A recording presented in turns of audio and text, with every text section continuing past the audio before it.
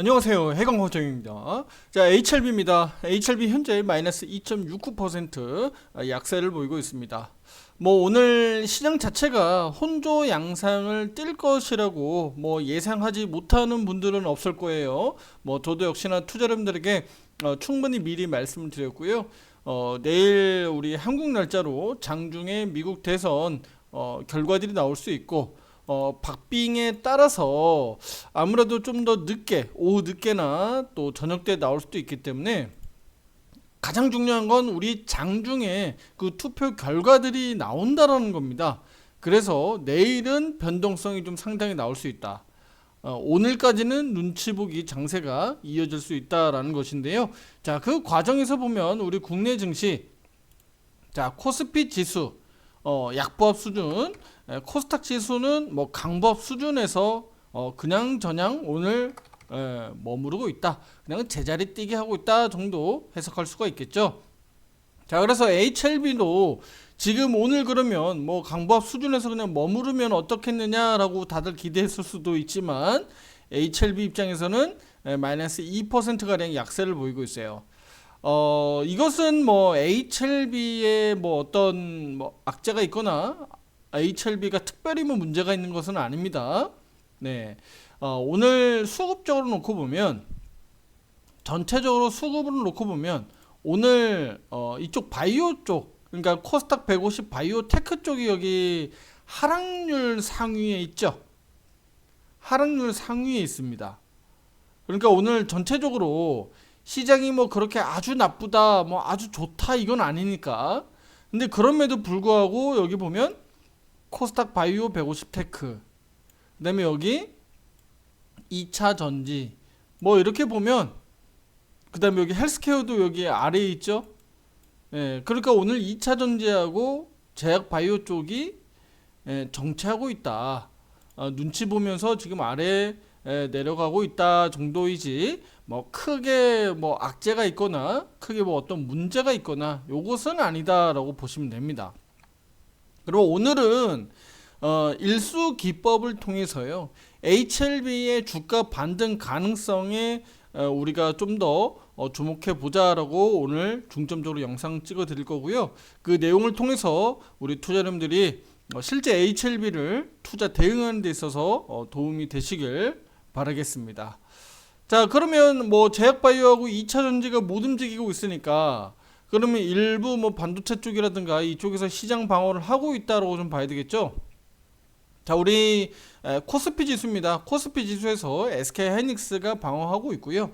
뭐 KB금융이라든가 이쪽에 보면 뭐 네이버, 카카오 등에서 지수 방어는 하고 있다 정도로 해석하시면 될 것 같아요.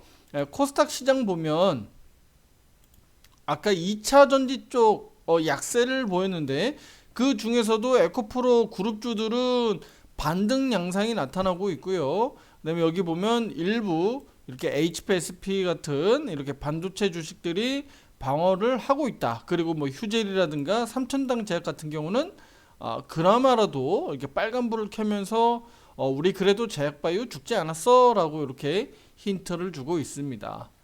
자, 알테우젠 뭐 우리 그다음에 여기 리가캠 바이오, 그쵸? HLB 이런 종목들이 그래도 우리 코스닥 시장에서 상위 주식으로 이렇게 하고 있는데 보면 뭐 휴젤이라든가 또는 여기 삼천당 제약 같은 경우는 또 반대로 올라가고 있거든요. 그러니까 약간 흐름이 좀 다르다.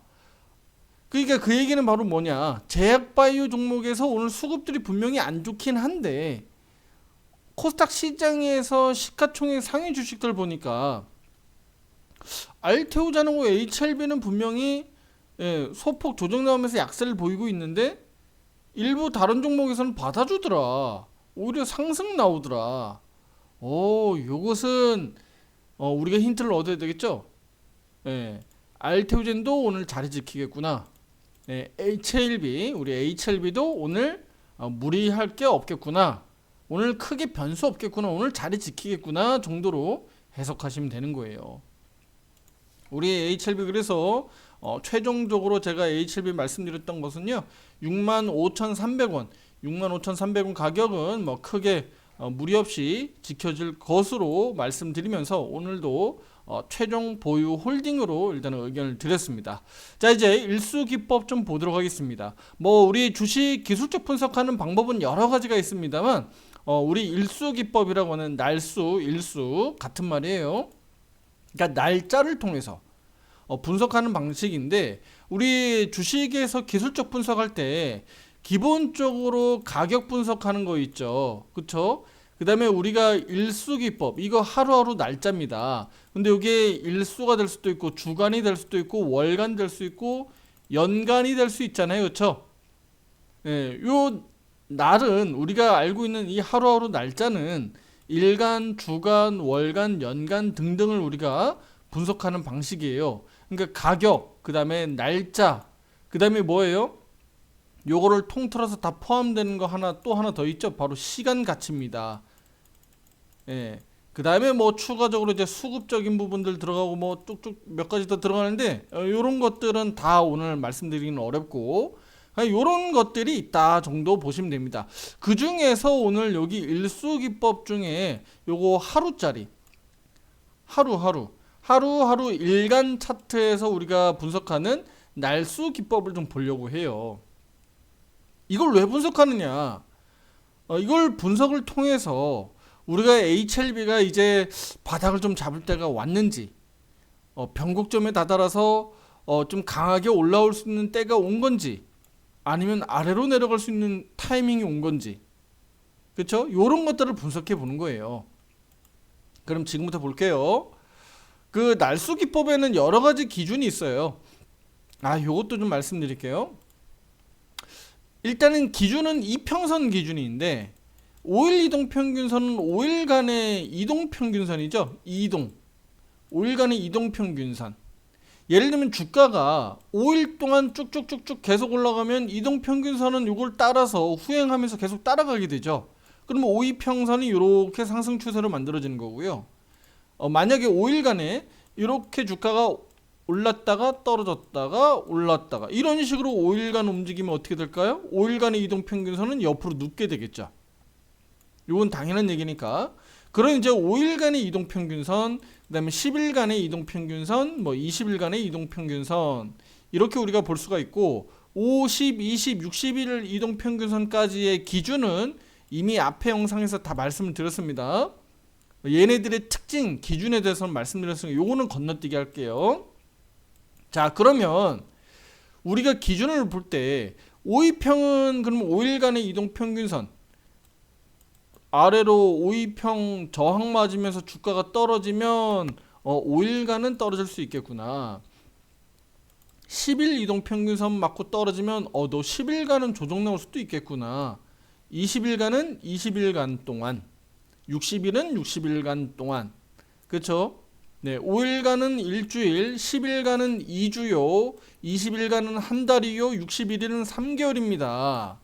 우리 많은 투자자님들에게서 가격이동 평균선 기준을 많이 보시고 대응하는 게 좋겠다라고 말씀을 드리고 있는데, 지금 차트 보시다시피 물론 이제 제가 추세선을 좀 그어놔서 그런 거지, 다 지울게요. 사실은 추세선도 제가 이제 투자자님들에게 기준을 잡아드리기 위해서 말씀드리는 거고, 이렇게 가격 이동 평균선만 깔끔하게 그냥 아주 깔끔하게 이렇게 그냥 그려놓으면 되는 거예요. 뭐 복잡하게 여기를 어지럽게 하지 마세요, 투자자님들. 그게 투자자님들에게 오히려 그 다양한 많은 보조 지표를 자꾸 여기다 끼워 놓으면 오히려 헷갈려요. 이것도 맞는 것 같고 저것도 맞는 것 같고, 기준이 명확하지 않기 때문에 오히려 매매 대응하는데 오히려 좋지 않습니다. 아주 깔끔하게 해두시고요. 제가 많은 보조지표 중에 가장 그래도 이 주가를 가장 빠르게 따라붙는 게 바로 뭐라 그랬죠? 가장 그나마라도 선행하는 거. 보조지표는 다 무조건 후행지표예요. 가장 빠른 건 바로 주가입니다. 주가를 보고 바로바로 판단하는 게 좋아요. 바로 주가는 바로 뭐죠? 주식에 대한 가격. 그쵸? 주식에 대한 가격이 오를 것 같으면 사는 게 맞고 떨어질 것 같으면 매도하는 게 맞는 거예요. 가장 기본적으로는. 그러니까 가격이 가장 선행하는 거고, 그 다음에 후행하는 게 바로 가격이동 평균선. 그래서 가격이동 평균선이 가장 기본이다, 베이직하다. 근데 이제 베이직을 우리가 이 기본이 되는 것을 잘 등한시한단 말이죠. 무시해버려요. 무시하시면 안 된다, 이 말씀 드린 거고. 그러면 지금의 이 이동평균선 기준으로 놓고 봤을 때 제가 이 빨간색 선 22평선인데 22평선이 상당히 중요하다, 제가 라이프라인, 이 생명선이다 라고까지 말씀드리면서 강조를 많이 드려왔죠. 단기적으로는 52평, 그 다음에 여기 12평 정도는 뭐 중심선 정도 보시면 되겠고요. 그럼 22평이 어떻게 보면 주가가 살아있느냐 또는 주가가 죽어있느냐 정도를 우리가 판단하는 어떤 지표로 제가 말씀을 드리고 있는데, 지금 보면 여기 음영이 들어가 있죠. 이렇게 지금 음영이 들어가 있잖아요. 이 어두운 구간은 주식을 매매하지 마라라고 이렇게 표시해 주는 거고요. 그 다음에 요 뒤로 보면 밝은 면 있죠. 조금 더 넓게 보여드릴게요. 요거는 투자자분들이 그냥 참고만 하세요. 요거는 네, 요렇게 밝은 면은 또 매수하게끔 매수할 수 있다라고. 이거는 이제 유한타 증권에서 제공하는 이제 일부 서비스니까 그냥 참고만 하시면 됩니다. 네, 요런 것도 있다. 네. 그다음에 여기 음영 구간들이 중간중간 들어가죠. 네, 참고만 하시면 됩니다. 자, 그런데 어쨌든 간에 지금 그러면 우리 일수기법 알아볼 건데, 지금 여기 22평 기준으로 볼 거예요. 주가가 살아있느냐 죽어있느냐를 우리가 판단해내야 되니까 22평 이탈이 여기서부터죠. 여기서부터잖아요. 여기. 네, 여기서부터 22평이 깨진 거예요. 무너진 거예요. 그리고 여기가 일시적으로 시가가 돌파되면서 다시 회복하는가 싶었다가 다시 이렇게 무너졌는데, 자 보시다시피 여기서부터 이탈된 이후부터는 22평이 한 번도 돌파된 적이 없어요, 종가상. 그러니까 추세적으로 쭉 내려왔다는 얘기죠. 22평이 무너졌으니까 다음부터는 우리가 빠르게 회복되지 못하면 20일간 동안 약 한 달 동안은 아래로 주가가 내려갈 수도 있겠구나 라고 우리가 예상할 수 있는 거죠. 요게 기본적인 우리가 분석하는 과정 중에 기본적으로 우리가 하는 거예요. 지금 오늘까지의 그 거래 일수가 몇 거래일인가요? 25거래일. 그러니까 20거래일보다 조금 더 이렇게 길어졌죠. 늘어졌죠. 그러니까 무슨 얘기냐, 여기서부터 무너졌으니까 그럼 대략 20거래일 전후로 해가지고 20일 이동평균선 돌파 테스트 정도는 해줘야 된다는 얘기예요. 터치 정도는 해줘야 된다는 얘기야. 그러니까 20일 동안에 이렇게 내려오다가 20일 전후 해가지고 열을 터치 정도는 한번 해줄 수 있다라는 거예요. 그냥 그렇게 알고 계세요. 아시겠죠? 너무 복잡하게 생각하지 마세요. 네.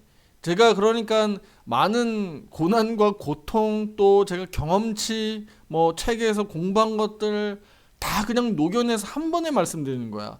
투자자분들 그렇게 공부하지 마시고 한 번에 다 그냥 제가 녹여낸 거 그냥 듣고 그냥 배우시면 돼. 아시겠죠? 그러니까 터치해야 되는데 요 맘때 와가지고 지금 갈팡질팡 하는 거야. 지금 터치할 때가 왔거든. 그러니까 지금 반등 가능성이 높아져 있는 게 현실이에요. 맞는 거예요. 그래서 22평을 터치하면서 다시 한번 우리 주가를 살려줄지 아니면 한 번 더 죽일지 이런 것들이 이제 판단되는 거죠. 아니면 여기에서 그냥 지지부진하게 그냥 이렇게 들어 누울지, 그렇죠? 이런 것들이 이제 판단되는 거예요. 일수 기법상으로 놓고 보면 지금 이제 20거래일이 넘어갔기 때문에 이제 언제든지 한번 시세가 나와도 된다. 한번 22평을 또 넘기는 흐름들이 나올 수도 있다라고 보는 겁니다. 하지만 이게 안착이 돼가지고 여기서 버텨줘야 우리가 제2의 뭐 75,000원, 80,000원대까지 우리가 기다리고 있는 요 정도의 변동성이 한 번 더 나올 수 있는 거고, 만약에 그렇지 않다 그러면 그냥 지지부진하게 또 시간 끌기 할 수 있겠죠. 그쵸? 근데 지금의 이 변수, 우리가 있는 미국 대선이라든가 이런 변수를 좀 감안했을 때는 그냥 HLB가 가만히 있을 것 같지는 않습니다. 그래서 아래든 위든 한번 흔들 것 같은데, 지금 투자자분들 꼭 기억하셔야 되는 건 지금 탄력이 둔화됐다. 그러니까 우리가 여기 올라갈 때의 상승 탄력이 둔화되는 것과 마찬가지예요. 떨어지고 있는 하락도 탄력이 둔화되고 있다. 탄력이 둔화되고 있다는 얘기는 결국은 반대로 오를 수 있다는 얘기고, 상승에서 탄력이 둔화되고 있다는 얘기는 아래로 떨어질 수 있다는 얘기니까, 지금의 입장으로서 놓고 보면 방향이 미리 먼저 아래로 떨어져서 지금 방향이 아래로 꺾여 있으니까 확률적으로는 상승에 우리가 기대하는 게 맞겠죠. 그쵸? 물론 이제 무조건 올라간다는 얘기는 아니지만 반대로 22평 저항 맞고 다시 한번 떨어질 수도 있죠. 다시 떨어질 수도 있어요. 근데 이제 확률상 우리는 위를 내다보는 게 맞다라고 보는 거예요. 아시겠죠? 근데 이제 거래량이 들어오지 않고 세력들의 수급들이 우리 시스템 거래로 인해서 그러니까 자동 매매 있죠. HLB를 좀 강하게 좀 배팅해서 사줘야 되는데, 뭐 아시겠지만 코스닥 시장에서 지금 시총 차지하고 있는 비중이 HLB가 작은 위치가 아니에요. 높은 위치에 있기 때문에 HLB가 뭐 5% 10%막 급등으로 날아가게 되면 혼자 갈 수 있는 상황들이 아니에요. 그러니까 제약바이오 다른 종목에도 영향을 줄 수 있고, 또 2차 전지 업종에도 영향을 줄 수 있죠. 왜냐면 HLB가 오른다는 얘기는 코스닥 시장 자체를 상승시킬 수 있는 요인이 되니까, 야, 너 HLB, 쉽게 제가 비유할게요. HLB가 느닷없이 5% 10% 오른다 그러면, 예를 들어서 코스피 지수가 안 좋아, 코스닥 지수도 별로야, 그런데 HLB 혼자 막 치고 나가. 그러면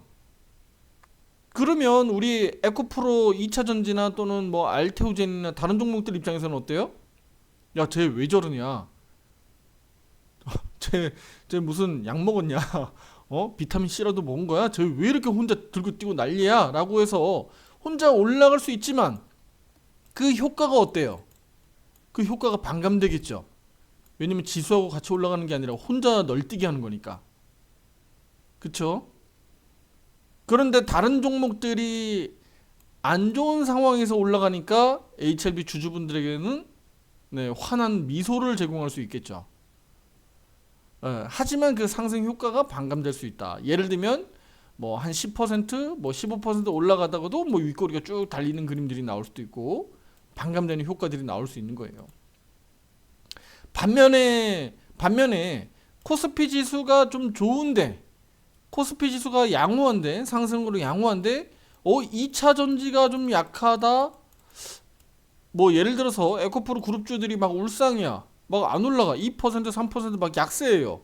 그런데 우리 코스피 지수가 좀 좋아. 그러면 우리 입장에서 HLB 주주분들 입장에서 어떻게 생각하셔야 돼요?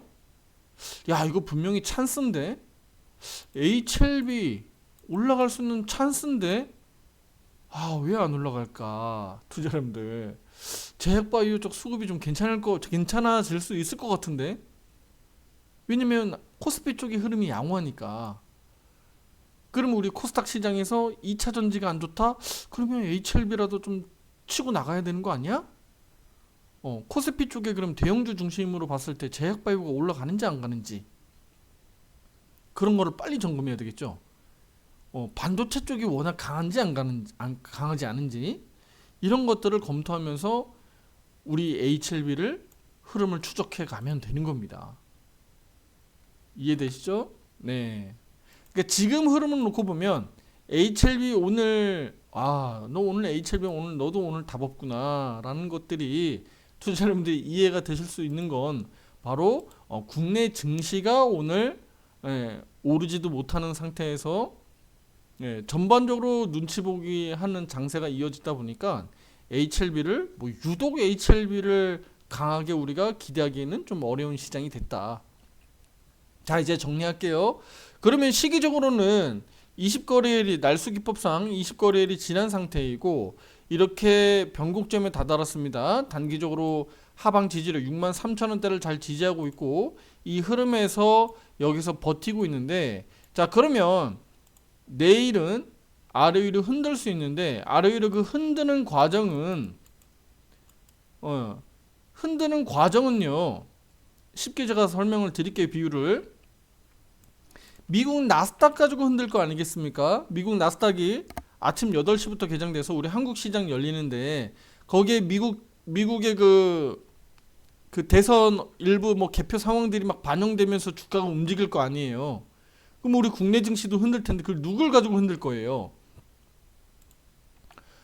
당연히 우리 IT 반도체 가지고 흔들겠죠. 왜냐면 여기는 이제 대장 주식들이니까. 왜냐면 K200 지수를 컨트롤 해야 되거든. 우리 국내 증시의 K200 지수를 흔들어야 돼. 이해되시죠? K200 지수를 흔들어야 된다고. 우리 국내 증시에 대표적으로 우리 대표하는 지수니까. 그쵸? 그럼 K200 지수를 흔들려면 거기에 시가총액이 높은 얘네들 가지고 흔들어야 되잖아요. 삼성전자, SK하이닉스 종목 선물 말씀드린 거예요. 지수 선물 포함해서 종목 선물 비중이 높은 애들 가지고 말씀드린 거예요. 그러니까 얘네를 가지고 흔들 거니까 그러면 상대적으로 코스피 지수 막 급락, 코스닥 지수 급락으로 만들지 않고 일부 종목 가지고 흔든다. 그럼 누군가는 방어주로 나타날 수 있는 가능성도 있는데 거기에 우리 제약바이오가 방어주로 나올 수 있는지 내일 주목해서 보시면 되는 거예요. 끝났죠?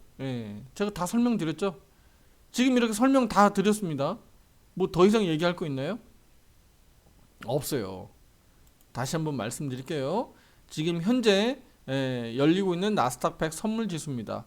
2071포인트, 이 상당히 중요한 가격대이기 때문에 며칠 동안에 계속 여기서 지금 버티기 하고 있는 거예요. 자, 그런데 미국 증시, 미국 나스닥 선물 지수가 흔들 텐데 그 흔드는 과정에서 우리 국내 증시가 대표적으로 IT 반도체 가지고 흔들 가능성이 높다. 거기에서 2차 전지 쪽이 방어주로 나설 건지 아니면 제약바이오 쪽이 방어주로 나설 건지 내일 주목해서 보셔야 되는 거예요. 그래서 이런 순환 매매는요, 누가 어떻게 뭐라고 정답을 짓기는 어려워요. 더군다나 뭐 우리 도박하듯이 뭐 홀짝도 아니고 동전의 앞뒷면도 아니기 때문에 퍼센테이지상 50대 50이 나올 수가 없어요. 그래서 주식이 더 어려운 거잖아요. 그러니까 이게 어떻게 보면 2차 전지 아니면 제약이 방어하겠네 라고 볼 수 있지만 또 그렇지 않은 경우도 있어요. 둘 다 그냥 끄집어 내려갈 수도 있는 거니까 복잡하잖아요. 아주 복잡하고 어렵습니다. 선물 옵션 하시는 분들은 더 이해가 되시겠지만 아주 다양한 옵션 그 선택할 상품들이 방향성이 있기 때문에 그걸 통해서 리스크를 해지하는 거예요. 리스크를 방어하는 거죠. 주식만 하시는 분들은 ETF 인버스나 레버리지를 활용하지 않으면 뭐 레버리지를 굳이 안 한다고 하더라도 주식들이 올라가면 그냥 내 주식이 올라갈 수 있으니까 시장이 올라가니까. 근데 인버스는 반드시 투자하면서 고려할 필요가 있어요. 이것은 왜냐면 주식 시장이 떨어질 때 내가 대책이 있느냐, 방어할 방법이 있느냐는 거예요. 방어할 방법이 있죠. 단 한 가지 있습니다. 바로 현금화입니다. 현금화. 현금화 시키는 것만이 최선의 방법이에요. 주식에서. 주식만 투자하시는 분들은. 그런데 나는 그냥 보수적인 현금화가 아니라 나는 지수 떨어질 때 나는 수익화를 좀 만들고 싶은데 공격적으로 그럼 플러스 알파 여기 ETF 인버스 상품을 고려해야 된다는 겁니다. 아시겠죠? 제가 이런 부분들을 왜 강조 말씀을 드리냐면 미국 증시도 지금 고개를 숙이고 있는 형태이고 또 이런 변수로 작용해서 크게 언더로 내려갈 수도 있기 때문에 항상 이런 대비하는 자세가 필요하다. 오늘도 또 투자자분들 몇 종목들 추천 의견 나갔었던 종목들도 또 제가 정리 의견, 현금화 의견도 또 드렸었는데 마찬가지 이런 것들은 대비하는 겁니다. 그리고 각자 우리 또 투자자분들도 역시나 마찬가지예요. 내가 내 개인적으로도 이 종목은 조금 현금화 시킬 필요가 있겠다. 좀 불안하다 하시는 분들은 조금씩 현금화 하시는 것도 저는 권유합니다. 현금화 해가지고 나쁠 필요 없어요. 왜요? 내일 급등할까봐 투자자분들 그 내일 급등하면 어떻게 해? 내일 급등하면 투자자분들 이 급등하는 게 걱정인가요? 급등하면 뭐 조금이라도 비싼 가격에 사면 되지. 급등하는 건 문제가 되지 않아요. 투자자분들 살 기회 다 줘요. 조금이라도 비싼 가격에 사면 돼. 투자자분들 제가 전에도 말씀드렸지만 꼭 이 발바닥에서 최바닥에서 살려고 애쓰지 말고 최고점에서 팔려고 애쓰지 않으면 되거든요. 그거는 전혀 불가능한 얘기니까. 그러니까 그러면 우리가 걱정하는 것은 아래로 급락할까봐 걱정인 거지. 이해되시죠? 네. 그래서 그런 형태로 오늘 말씀 좀 드렸고요. 가능성은 HLB 입장에서는 내일 방어주 형태로, 그래서 지수 흔들림 과정에서 방어주 형태로 나와주길 기대 한번 해보도록 하겠습니다. 그리고 내일 일단은 분위기상은 트럼프가 되는 분위기로 가기 때문에 우리 입장에서는 트럼프가 됐을 때 글로벌 증시는 항상 머릿속에 다 생각하고 있잖아요. 아, 트럼프가 당선되면 어떻게 해야 되냐, 주식시장 폭락하는 거 아니냐, 뭐 예를 들면 우리 경제 전반에 리스크가 되는 거 아니냐, 한국 경제 이제 미국하고 이 무역 흑자 기조였는데 이거 어떡하냐, 이거 무역 흑자 이제 좀 낮아지는 거 아니냐, 뭐 무역 갈등 더 심해지는 거 아니냐, 뭐 등등등 여러 가지가 우리에게는 다 부담이잖아요. 그러니까 이런 부분들이 일시적이나마 뭐 내일이 됐던 또는 당분간이 됐던 영향을 미칠 수 있으니까 우리 입장에서는 주목해서 대응해야 됩니다. 특히 내일입니다. 내일 그 변동성이 나올 수 있다.